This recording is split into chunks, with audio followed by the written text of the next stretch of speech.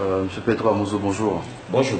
Alors, nous avions appris que vous avez été bastonné par des militaires. Dites-nous exactement ce qui s'est passé au niveau de 3K et d'Atikoumé. Oh, je n'aime pas trop parler de moi, sincèrement. J'aime pas trop parler de moi, mais il faut relater ce qui s'est passé pour la postérité. C'est vrai que depuis que nous avons engagé les manifestations, il y a toujours problème au niveau de l'état-major. Nous avons tenté à maintes reprises de régler le problème avec les différentes rencontres que nous avons eues avec les ministres Boukissi et Yak. Alors, mercredi dernier, nous avons appris que les militaires ont barré la route au niveau de l'Idée-Presse à Agoué et en même temps au niveau de TV2 et empêché tout ce qui portait du rouge et de l'orange ne pouvait pas passer. Même si les gens sont sur moto dans un véhicule, on les descend et on leur dit de rebrousser chemin. Alors le jeudi, Madame Adjamabou et certains responsables sont allés à ce niveau-là et ils ont rencontré les militaires pour leur demander mais qu'est-ce qui se passe? Pourquoi vous barrez la route aux gens? La réponse, nous avons reçu l'ordre de filtrer le passage. Ah, vous filtrez, il y a des gens qui peuvent passer, les gens qui ne peuvent pas passer. C'est l'ordre que nous avons reçu. Après discussion, ils ont semblé céder. Alors Madame Adjamabou et ses conseillers sont revenus. Le samedi matin, le dispositif a été encore plus coriace. Le député Alphonse Bourreau qui habitait la zone venait à la marche. Il a été bloqué. Il a tout fait, il a été bloqué. Et il a dit, moi, je vais passer. Lui aussi, il a refusé, il a maintenu son véhicule au milieu de la route. De guerre lasse, on l'a laissé passer. Ça, c'est la matinée du samedi. Il en a rendu compte immédiatement au président Jean-Pierre, qui a tenté vainement d'appeler Yak et Boukessi. Alors, la marche a démarré et au cours de la marche, nous avons appris que les exactions continuaient au niveau de l'état-major. Monsieur Robert Olympio a tenté vainement d'appeler les deux ministres, Yak et Boukessi. À chaque fois, ils ne répondaient pas. Et une fois qu'un des gardes, de leur garde, a voulu répondre, ils sont en réunion. Je vous dis, toute la journée de samedi jusqu'à 17 h, M. Robert Olympio a tenté vainement de les avoir. Alors, après la marche, à la fin, nous avons reçu des informations que ceux qui retournaient à la maison ont été arrêtés au niveau de 3K et qu'on était en train de les violenter. Alors le président Fabre a décidé de dire, qu'est-ce qui se passe? Je vais aller moi-même voir ce qui se passe et dénouer la crise. C'est comme ça nous sommes partis pour aller constater les faits. Et effectivement, arrivé au niveau de 3K, ils ont barré la route, le boulevard a été barré, les deux voies ont été barrées. Il y avait une pléiade de gendarmes et de policiers à ce niveau. Le président Fabre s'est arrêté et il a demandé à savoir ce qui se passait. Celui qui semblait être l'officier de car lui a dit, nous avons reçu instruction de filtrer les passages. C'était extrêmement grave. Il dit, mais pourquoi moi je vais passer? Et la voiture du président a foncé un tout petit peu et les gendarmes ont dégagé, ont quitté la rue. Et c'est à ce moment-là que la garde présidentielle nous a barré la rue avec leur jet et un autre camion qui était au fond. Alors on s'est arrêté et le président continuait par discuter avec les gendarmes qui étaient là. Moi j'étais à côté adossé à la voiture de M. Alphonse Kogo.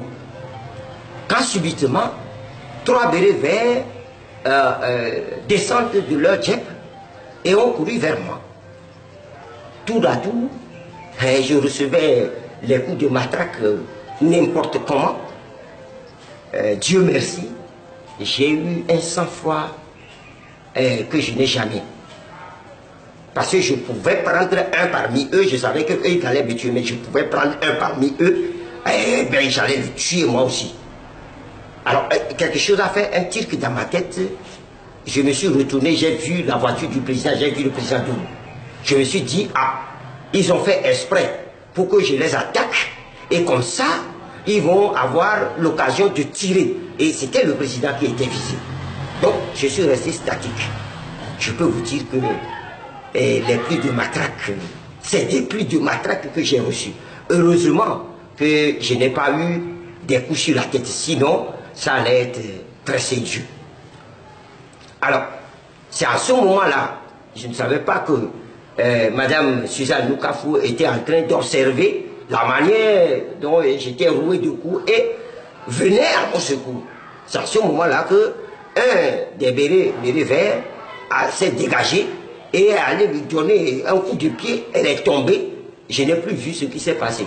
Elle seule pouvait vous raconter comment ça s'est passé. Parce que les deux autres se sont toujours acharnés sur moi.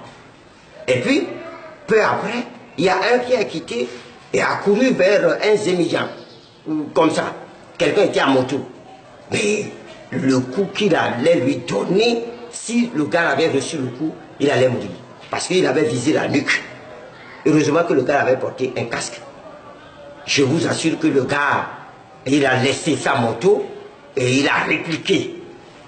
Et je le félicite celui-là d'avoir répliqué sérieusement. Il a donné beaucoup à ce militaire-là qui est tombé à la renverse. Il a laissé lever, il lui a donné encore un coup.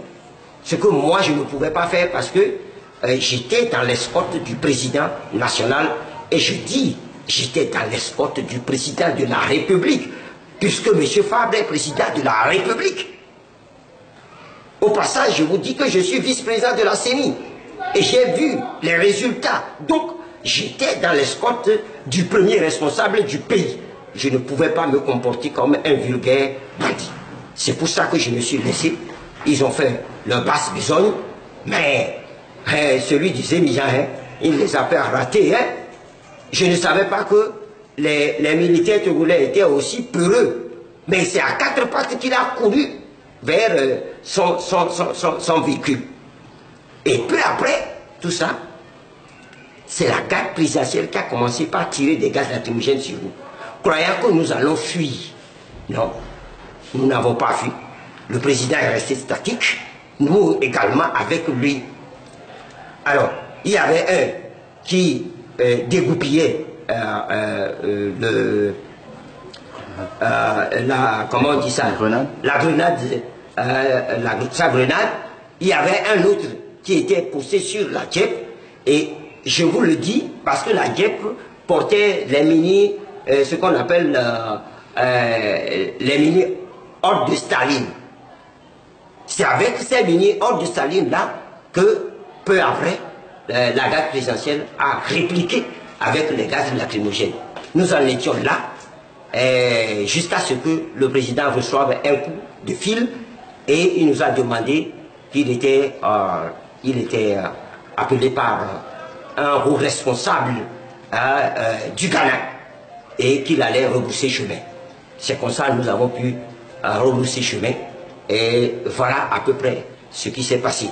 Et je vous assure que si nous sommes debout, c'est par la grâce de Dieu, mais je vous assure que ce sont des choses qui me galvanisent. Je dirais même, si nous devons faire une marche prochainement, c'est là-bas qu'il faut aller faire la marche, pour montrer à ces gens-là que nous n'avons pas peur d'eux. S'ils veulent tuer, ils n'ont qu'à tuer, mais ils partiront. C'est de ça qu'il s'agit. Voilà résumé ce qui s'est passé. Alors, M. Pedro Amuzo, est-ce que ce coup-là ne va pas porter, enfin, ce qui vient de se passer, ne va pas porter un coup au dialogue en vue?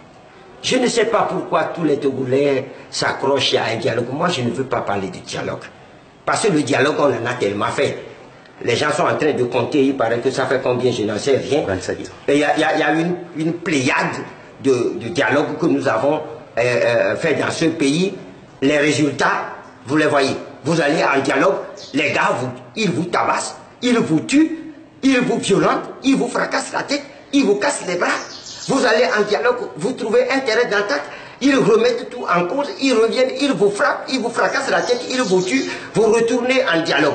Non, c'est fini. Nous sommes des Togolais, nous sommes des humains, nous pouvons faire des discussions. Mais un dialogue au Togo, je crois que ça n'est trop. C'est fini. C'est fini. Comment voulez-vous qu'on dialogue avec des gens qui sont des brutes, qui n'ont aucune éducation? Aucune éducation, y compris leur chef. Parce que je ne peux pas comprendre qu'au Togo, nous ne sommes pas en ségrégation raciale. C'est aux États-Unis que les Noirs ne pouvaient pas s'asseoir dans un bus avec les Blancs. C'est aux États-Unis qu'un Noir ne peut pas emprunter certaines voies. C'est arrêté depuis. La ségrégation raciale a été terminée. C'est en Afrique du Sud qu'on a vu l'apartheid. Les Noirs n'ont pas le droit d'aller dans un quartier appartenant aux Blancs. Mandela a fini avec l'apartheid depuis. Mais c'est Faure Gnassingbé qui ramène l'apartheid au Togo. Mais ça ne se passera pas. Ce gamin est en train de nous énerver. Je parle de gamin parce que je suis son grand frère de plusieurs années. Je vous le dis, j'étais à Afanya, à l'hôpital d'Afanya quand on l'a mis au monde. Et je ne peux pas permettre que mon petit frère de plusieurs années m'emmerde tout le temps. Je le dis avec force. Je le dis avec force. Le Togo n'est pas sa propriété privée. Je suis au Togo. Le Togo m'appartient à moi aussi. Ça veut dire quoi? Qu'on envoie des brutaux comme ça, des gens qui ne peuvent pas nous cirer les bottes, et nous maltraiter tout le temps, et nous allons accepter cela tout le temps? Non. La prochaine fois qu'un militaire porte la main sur moi, ou une fois de l'autre porte la main sur moi, il n'a qu'à regarder le soleil. Il ne reverra plus le soleil, c'est clair. Alors, Francis Pedro Amuzo, aujourd'hui, le constat est clair qu'après chaque manifestation, et les militants qui tentent de rentrer chez eux à la maison sont traqués, tabassés, même déshabillés s'ils portent la couleur rouge. Que comptez-vous faire prochainement si, au point de fuite, vos militants sont encore attaqués? Mais qu'est-ce que vous voulez que nous fassions? Il faut passer un message à l'opinion internationale et à l'opinion nationale. Mais vous savez, l'opinion internationale ne vient qu'à la pointe. C'est à nous, Togolais, de faire ce que nous devons faire. De dire non aux Gnassingbé et leurs affidés. C'est tout ce que nous devons faire. De grâce, nous n'étions pas seuls à être violentés. Madame Adjamago qui allait chez elle a été également, j'ai appris qu'il y avait certains de nos collègues qui étaient avec lui, Jean-Jacques et consorts étaient avec elle. Et sa voiture a essuyé même des impacts de comment vous l'appelez, de grenades lacrymogènes. Alors, nous sommes dans quel pays? On dit que la marche est pacifique. Nous nous conformons à faire une marche pacifique. Quand nous devons rentrer, il faut que nous recevions la ration de la part des militaires. Parce que ce sont les militaires qui gouvernent ce pays. Hein. Ce sont eux qui gouvernent ce pays. Mais le Togo a un président, son nom c'est Faure Gnassingbé. Si vous dites les militaires, ce sont les militaires qui gouvernent ce pays. Je vous dis que le Togo n'a pas de président et je l'affirme. Si le Togo a un président, il s'appelle M. Jean-Pierre Fabre. Parce que c'est lui qui a gagné les élections. Et en 2010 et en 2015, je l'affirme. Vous n'êtes plus vice-président de la CENI. Il y a une nouvelle CENI qui est en train de travailler. Vous n'êtes plus vice-président de la CENI. Vous pensez qu'il y a quelque chose là-bas? Oui, effectivement. Attendez, vous allez voir s'il y a quelque chose là-bas. Oui, alors, je veux profiter de l'occasion pour vous dire, mais celui qui dit qu'il est président de la CENI, là, vous savez qui il est? Vous ne savez pas qui il est. Ceux qui composent cette CENI, là, vous savez qui ils sont? Nous les connaissons. Attendez, vous allez voir. C'est ça au Togo. Il y a toujours des malins qui aiment tirer les marrons du feu. Mais cette fois-ci, nous tous, nous allons danser. Je profite de l'occasion pour vous dire que, mais ce n'est pas la première fois que je suis violenté. Souvenez-vous, mais à la CENI, j'ai été proprement violenté. Je n'étais pas seul. Avec mes autres collègues de la CENI, nous avons été proprement violentés. Souvenez-vous que mercredi dernier, mais c'est M. Yark qui a taillé quelque chose sur moi pour dire que moi j'ai dit qu'il faut qu'on violente, qu'on brime les étrangers, les Aoussa au Togo, alors que j'ai jamais dit ça. Il faut arrêter ça maintenant. Il faut qu'on arrête ça. Il faut que les Togolais comprennent que c'est la mobilisation. Vous voyez le nombre, le monde que nous avons eu samedi, ça leur a fait peur. Un monde comme ça, une fois, deux fois, à Bandita. Oui, monsieur le président, vous semblez encore plus optimiste par rapport à ce qui s'est passé le samedi. Ça vous a plutôt galvanisé au lieu. Mais vous voyez que je suis debout, non? Oui, mais là, quel est le plan? Qu'est-ce que vous proposez encore à ceux qui nous suivent, qui a confiance à l'alternance? Le plan, Oh, oui. la rue. Vous cherchez un plan? La rue. Il faut que la rue gronde. Il faut que la rue bonde. J'emploie deux mots, hein. Écoutez-moi bien. Il faut que la rue gronde. Il faut que la rue bonde. C'est fini, c'est le plan. Certains estiment que la rue ne pourra pas faire partir fort. Hein. Parce qu'il est totalement différent. Depuis 4 mois, moi, vous pensez qu'il est indifférent? Vous pensez? Moi, je sais, j'ai des informations. Je sais que... Non. Ce n'est pas à moi de partager ces informations. Ces informations, ce sont nos premiers responsables qui doivent vous partager ça. Non, j'ai bien ma tête sur mes épaules. Hein. Je sais ce dont je dois parler et ce dont je ne dois pas parler. Mais ce que je vous dis, c'est qu'il n'y a plus sommeil là-bas. S'il y a sommeil là-bas, M. Digris n'allait pas prendre la poudre d'escampette. Mais, au contraire, on voit M. Foyansingbe se promener, faire des inaugurations partout. La dernière fois, il est pour voir mais c'est maintenant qu'il trouve qu'il est le président d'un peuple. Vous voyez quoi, M. Foyansingbe toujours à l'aise. Maintenant, il est à l'aise. Je vous donne une image. Voilà un président de la République. Voilà quelqu'un qui se dit président de la République. Qui, dans son gouvernement, a sorti un décret pour bannir les sachets plastiques dans le pays. Voilà le même président qui, dans son... je ne vais pas qualifier ça, qui trouve maintenant qu'il a un peuple, il gouverne un peuple, va s'acheter du pain dans les sachets que lui-même il a interdit. Oui, voilà un président. Une simplicité, un président très proche du peuple, un humaniste, vous ne voyez pas? Ah bon? Il est humain. Et il envoie la soldatesse nous tuer. C'est ça être humain. C'est ça, être humain. Depuis samedi, il y a des quartiers à Agoué là-bas, des coins à Agoué qui ne dorment pas.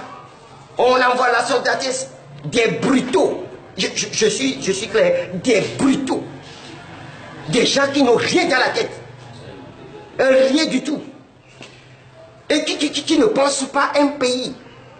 Des gens qui sont, en tout cas, en deçà même des animaux sauvages.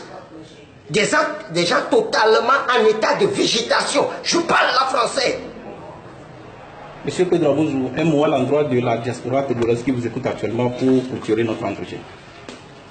Je dis merci à la diaspora togolaise, courage à la diaspora togolaise qui cette fois-ci a compris que la lutte doit se faire à l'intérieur comme à l'extérieur. Mais je demande à la diaspora togolaise de ne pas rentrer dans des drôleries, hein, de ne pas se fier trop à tout ce qui s'écrit sur WhatsApp, de s'informer, de ne pas être là et de prendre pour agent comptant tout ce que les gens racontent sur WhatsApp. La réalité sur le terrain est tout autre. La réalité, nous la vivons. J'ai reçu des pluies de matraques la dernière fois. C'est ça la réalité. Et ceux qui font ce travail-là, qui affrontent ces gens-là, il faut que nous tous, nous puissions, comment on dit ça, serrer les coudes pour pouvoir mettre fin à un régime cinquantenaire qui fait mal à tout le Togo.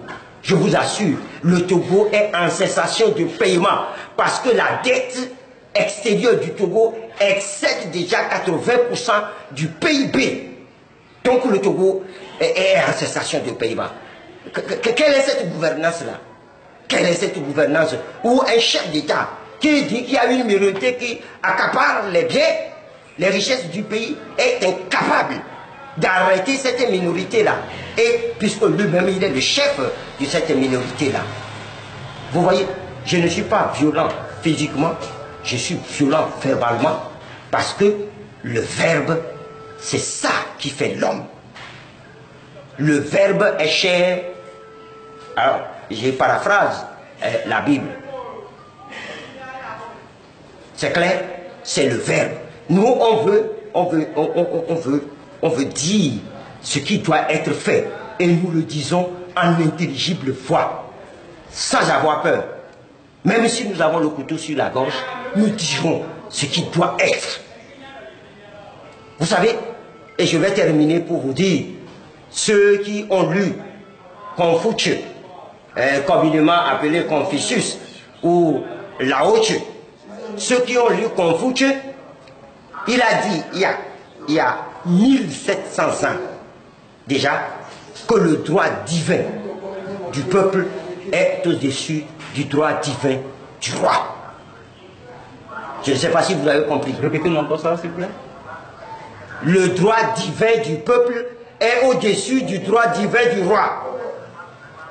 Ce qui veut dire que c'est seul le peuple qui est souverain. Confucius l'a dit, il y a en l'an 400. Nous sommes en combien aujourd'hui? 2017. 2017. C'est-à-dire plus de combien? Plus de 1700 ans que Confucius a déjà dit ça. Nous, nous sommes au 21e siècle et nous sommes des brutaux. Hein? Des brutaux. Y compris celui qui dirige le pays. Parce que si c'est lui le ministre de la Défense, les militaires ne sortent pas comme ça sans avoir l'ordre de sortir. Voilà. J'en ai terminé. Francis Pedro Amouzou, merci. C'est moi qui vous remercie.